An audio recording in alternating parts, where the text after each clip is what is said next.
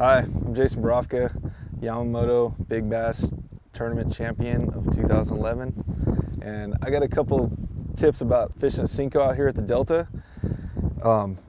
Pretty much everybody's throwing a Senko. I'll say I try to make it a little different every time. There's a couple customized, little things, custom things I do to them, but I'll give a couple secrets out. It's not really that big of a secret, but one is definitely the nail rig Senko. A lot of guys already know this, but basically, here's Senko. Wacky, that's another thing I'll get into, but nail rig Senko is basically a wacky rig Senko, and you take one of these lead, actually that one's funny, it says lead free, but you take a nail, and there's a couple companies that make these. There's also some tungsten ones for you guys that like to spend a lot of money. But this is just a basic Lunker City lead nail. And we just insert that in the fat side of the Senko. And now what that does is it allows not only for me to use heavier line out here on the Delta, which everybody likes to use, is a little bit heavier line.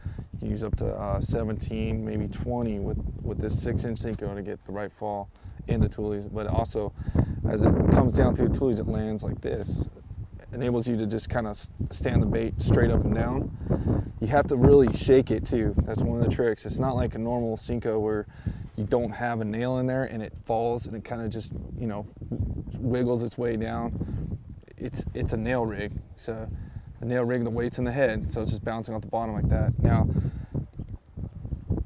on beds or in bedding areas, anywhere that they're going to be spawning, or even pathways going up to the spawning areas, that's deadly.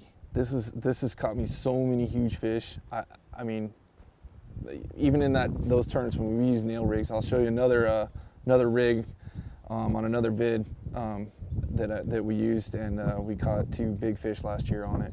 But for the Senko, that's one of my favorite tricks, is just put a little nail on the end.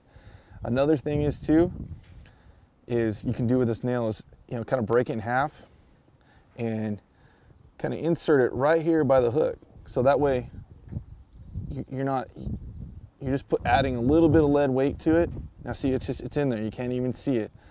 You're adding a little bit of weight just in the center. This will allow me to use braid or heavier fluorocarbon, whatever I want to do, and it'll help it, when I pitch it up in the toolies and it gets over a toolie, it'll help it sink down and have that same action that you want. If you don't have something like that and you're throwing 20-pound tests on this and you flip it over there, it's just going to fall like a dead stick. It's not going to do the action that the Yamamoto came up with to make the tails wiggle.